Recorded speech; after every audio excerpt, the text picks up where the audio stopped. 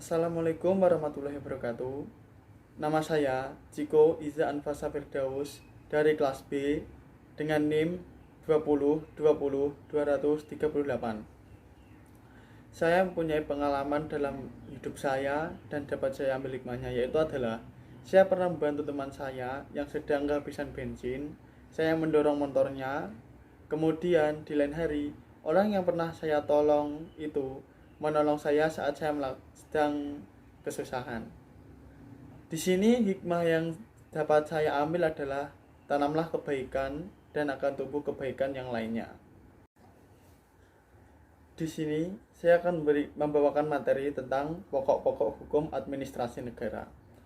Istilah hukum administrasi negara menurut Logman, definisi hukum administrasi negara ialah menguji hubungan hukum yang diadakan dan yang memungkinkan para pejabat administrasi negara melakukan tugas istimewa mereka.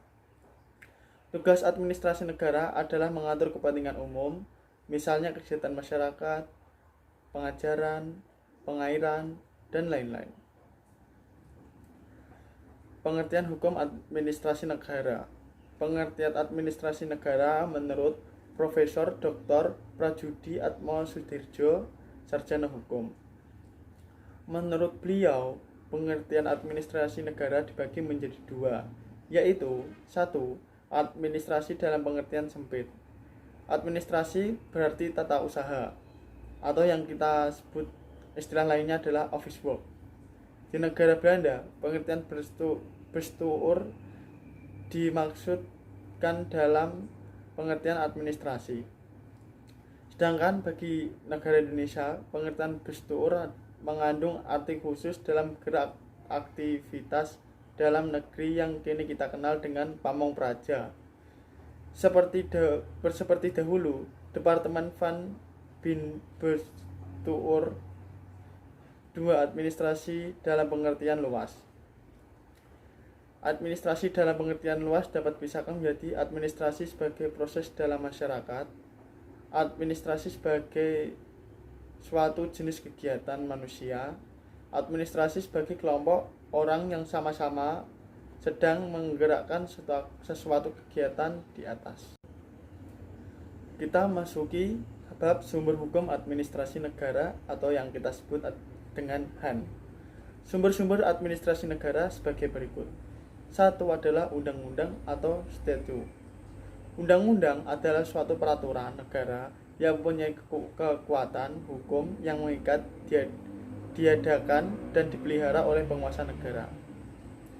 Nomor 2 adalah kebiasaan atau istilah lain kita kenal dengan custom.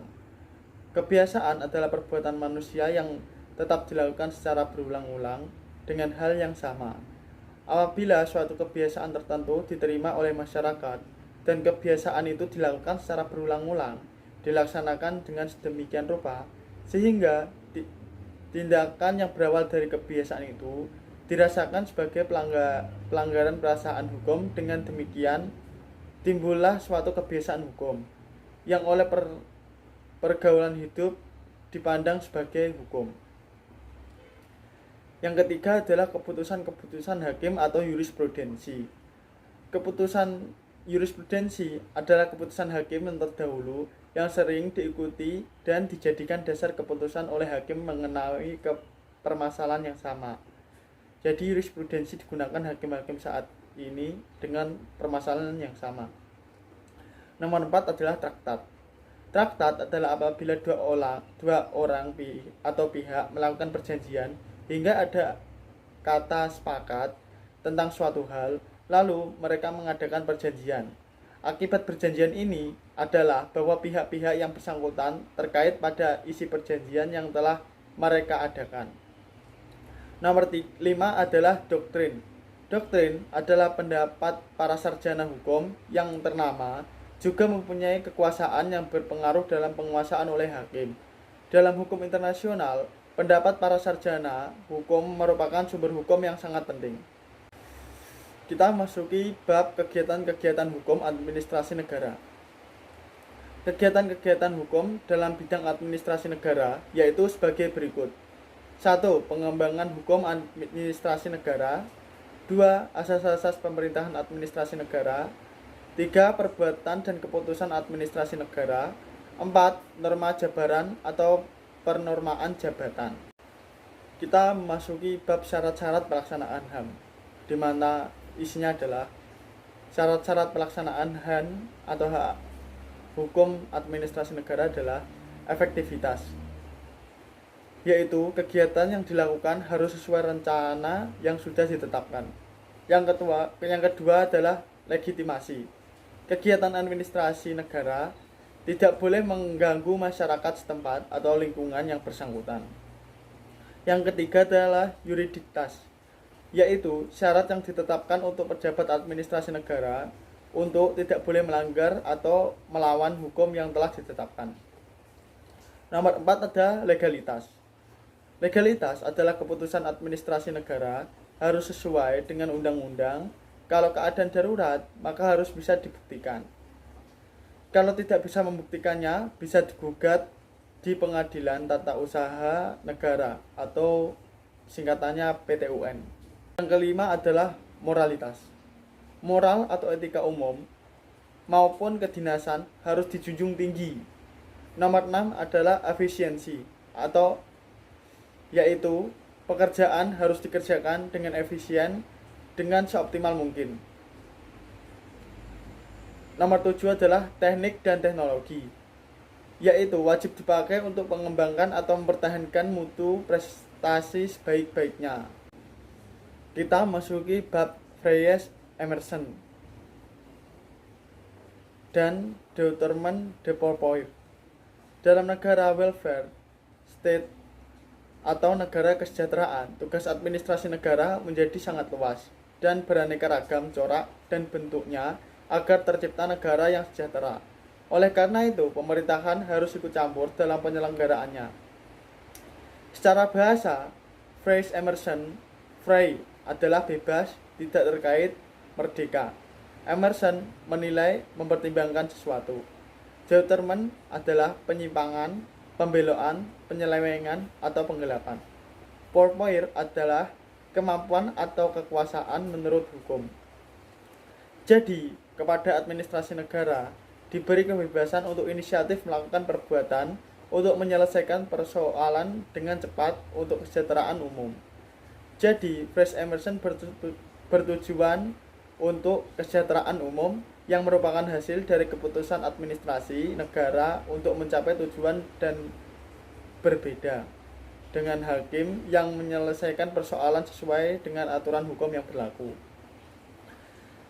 Apabila pihak negara yang telah diberi kewenangan tertentu tapi tidak menggunakan kewenangannya dengan tujuan yang telah diberikan oleh peraturan yang telah menjadi dasarnya, dapat dikatakan bahwa pihak negara itu melakukan Deuterman de Pourpoint atau penyimpangan. Maka sudah dipastikan bahwa ia menyalahgunakan Frey Emerson yang sudah diberikan, atau bisa disebut hak Frey Emerson sudah disalahgunakan. Kita sekarang masuk dalam bab asas-asas pelaksanaan pemerintahan yang baik. Untuk mencegah penyalahgunaan jabatan dan wewenang, atau lebih tepat untuk mencapai dan memelihara adanya pemerintahan atau administrasi yang baik, bersih, dan berwibawa, maka terdapat beberapa asas yang dapat digolongkan menjadi dua sebagai berikut. 1. Asas-asas mengenai prosedur atau proses pengambilan keputusan yang apabila dilanggar, maka secara otomatis keputusan yang bersangkutan akan dibatalkan demi hukum tanpa memeriksa lagi kasusnya. Asas-asas yang termasuk di dalam asas mengenai prosedur adalah asas bahwa orang-orang yang ikut menentukan atau mempengaruhi terbentuknya keputusan tidak boleh mempunyai kepentingan pribadi atau vested interest di dalam keputusan tersebut, baik langsung maupun tidak langsung. Asas bahwa keputusan yang merugikan atau mempengaruhi hak-hak seorang masyarakat atau warga negara tidak boleh diambil sebelum memberi kesempatan kepada warga tersebut untuk membela kepentingannya. Asas bahwa considerance atau pertimbangan motivating atau keputusan wajib sosok dengan atau dapat memberikan diktum atau penerapan daripada keputusan tersebut, dan bahwa considerans mempergunakan fakta-fakta yang benar. 2. Asas mengenai kebenaran fakta yang dipakai sebagai dasar untuk membuat keputusan. Yang masuk dalam kategori ini adalah A. Asas larangan kesewenangan.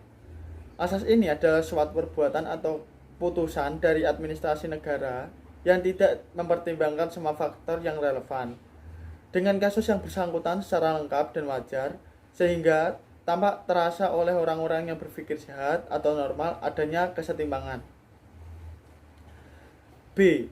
Asas larangan détournement de pouvoir. Asas ini adalah larangan penyalahgunaan jabatan dan wewenang dalam segala bentuk putusan berupa perda dan sebagainya tidak boleh disalahgunakan. Asas kepastian hukum. Asas ini adalah sikap atau putusan pejabat administrasi tidak boleh menimbulkan keguncangan hukum atau status hukum. Jadi harus sesuai dengan hukum. D. Asas larangan melakukan diskriminasi. Asas ini adalah para pejabat administrasi negara harus mampu berpikir, mempertimbangkan segala sesuatunya, dan mengevaluasi sedemikian rupa.